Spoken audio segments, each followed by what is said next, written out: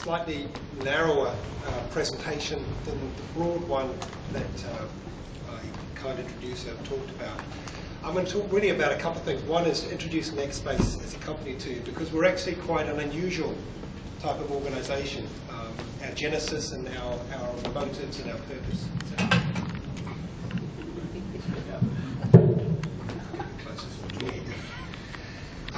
And then I'll talk about, rather than talk broadly about the application of 3D, because it is applied across many, many different industries. And we've helped catalyse the use of it in New Zealand in lots of different areas. But I'd like to focus on one area that we believe will help catalyse growth for New Zealand, both domestically and internationally, and that's the application of 3D to what we call the visual city. So applying 3D to help urban planners, city operators and citizens get the most out of their real world by experiencing and accessing information in a virtual world. But before that, I'd like to, Nextbase, we've been around for about 4 years. We had an interesting genesis. We were started through a government grant administered through the Ministry of Economic Development, and we are governed by a not-for-profit trust, and that trust is governed by a deed. And the deed is about how we can help grow a 3D industry for the benefit of New Zealand Inc. So that's at the heart of what Nextbase is about. I run the business though as a commercial entity. Our government funding has ended, so we're running this business as a for-profit entity with not-for-profit motives and goals. At the heart of what we do though is I've got some very, very smart technical people who understand how to apply 3D to different market spaces. And one of our founding partners, one of our technology partners, sits right next door to us. And I'll give you a quick introduction to what they do, because they're a success story just living up the road here in Ellerslie, and then say how we've applied that to new markets. The company I'm speaking of is a company called Right Hemisphere. Some of you may have heard of Right Hemisphere. They're a 100-person software company based up the road here. All their development is done in Ellerslie. But most of their customers are based in the United States. Organisations you can see on the right-hand side there, like Boeing, Bell Helicopter, Sikorsky, Daimler Chrysler, some really serious and complex manufacturing companies. They're funded through venture capital out of Silicon Valley, and I think one of the few New Zealand technology firms that have made that breakthrough into US-based VC funding. And this is the kind of thing they do. They can take the whole of the 777 Boeing jet and allow it to be displayed and interacted with in real time on a standard computer. This is something Boeing is struggling to do themselves.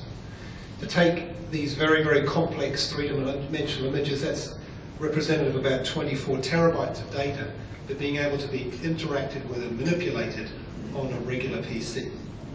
And then not only that, to be able to show it as almost like photorealistic realism, and to do that in a very fast time. So that's what they do. They don't replace what computer-aided design companies do, but they take that data and allow it to be used for different purposes downstream, like sales and marketing or manufacturing. And I'll show you an example here.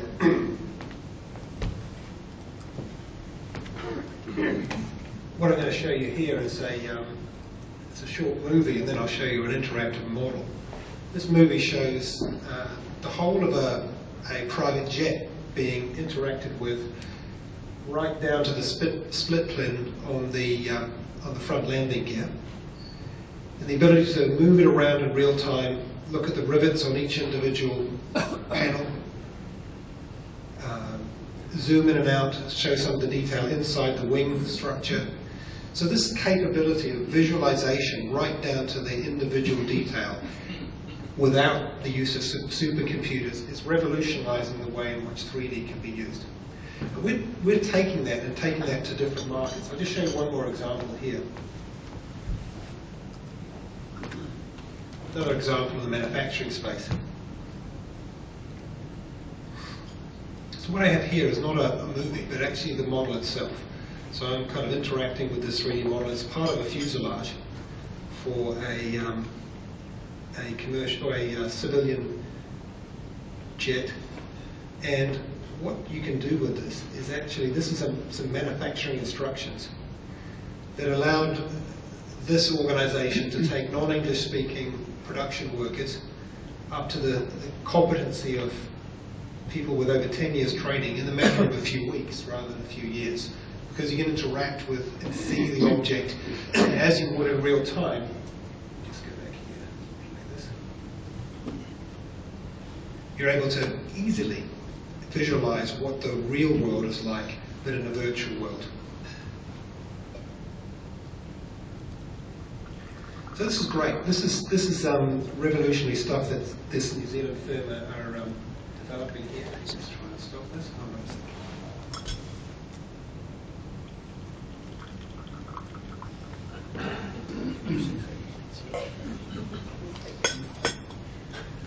There we go. It didn't want to stop. So what I'd like to do is now say, okay, we've got this technology that's been applied to the manufacturing industry. It's proving of huge value to Boeing, to build a helicopter. But what about New Zealand? How can we use this technology here? We don't have many Bells and Bell helicopters and Boeings. We talked to a number of New Zealand manufacturers, and the adoption has been reasonable, but I wouldn't say huge. I think this type of technology is particularly valuable where you've got extremely complex 3D objects. The marine industry is one, but also one that's highly competitive. So here's an area we're applying it to, an area we call the visual city. The concept here is the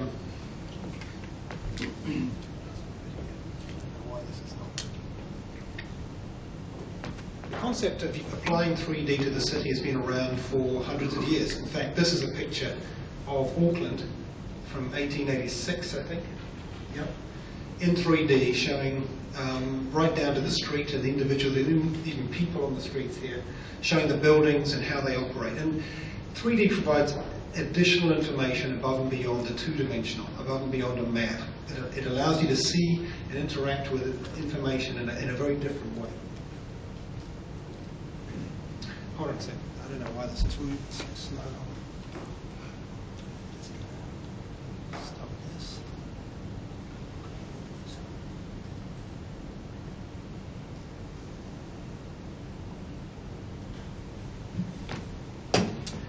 So we see the capability of using this 3D technology to display something we call the visual city. You see on the right-hand side is a visualization of what could be done if you had the whole of the city represented in a virtual way.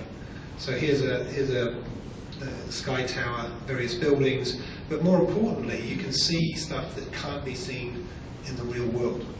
Information about air quality, underground assets like pipes, ground structure, planning information, safety data associated with each of the buildings. All of this information, in fact, is already available, but using the visual metaphor to navigate and access it provides a different way of bringing that information together. We believe this visual city concept can deliver smart infrastructure. It can allow people to engage. One of the challenges that many planners have today is they don't really have a robust consultation process with the public. Only a few people put their information forward. And they tend to be people who understand the political process. What if you, from your own home, through your iPhone or your laptop or your home computer, could interact with a proposed development and see and blog on it or provide your input through seeing it in context? Here are a few areas we believe that the visual city can change the way Auckland is run, in fact other New Zealand cities, but also if we get it right here, we believe this is an economic growth opportunity of taking this technology to the world by using New Zealand as a test bed. So one area is about what we call evidence-driven planning or evidence-driven decision-making. One of the challenges today for cities is the challenge of bringing information that they already have into one location. 3D provides that way of bringing geospatial 2D data, building information and value-added data in one place. So here's an example. This is actually a visualization done showing the sunlight map of Auckland's cityscape. Various planning controls are shown as stained glass windows essentially, and as the sun in different times of the year displays a shadow at different areas, a planning envelope is shown, and any building that extends beyond that will be easily shown in 3 dimensions. So this type of evidence-based planning is the type of use of 3D. And here's another area. People often think of planning and 3D assets as being the things above ground. But as we've seen in Christchurch, and as we know here in Auckland, built on an estimate of over 50 volcanoes, understanding what's going on under the ground is an equally important planning activity. And here's some work we've done with a research institute out of Auckland University called the Institute of Earth Science and Engineering. They have the data, we have the technology to visualize that data. And what you see here is essentially, Len Brown saw this the other day, a visualization of all the seismic activity that was recorded under Christchurch since September of last year. And then being able to navigate that in 3D provides a very different way of getting insights into how the geology contributed to the devastation above the ground. And for planning purposes in the future, this is going to be very important. So this is real data out of Christchurch, and we are taking data, earthquake data, but fault line data out of Auckland that's related to the potential movement of magma underneath Auckland. So evidence-based planning is not just about a two-dimensional interaction, it's about 3D. Another area is robust consultation. Once you have this information in a common data structure, you're actually then able to use it and deliver it in different ways. So with Right Hemisphere, because they shrink the large models down into very small amounts of data that can be used on standard computers, even handheld devices, the same can be true when you have a visual representation of the city. And we have applications that draw on that data for iPads. And I have an iPad application that essentially we're using with a water utility in Australia, and they're showing the underground assets that can be not seen in the real world, but in the virtual world can be seen.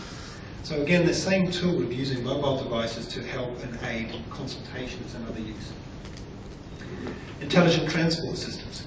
So what about overlaying things like pollution control by time of day in a 3D model, or showing the way in which sensors identify the location of traffic and traffic movement, so you can have a better visual display of exactly what's going on in the city.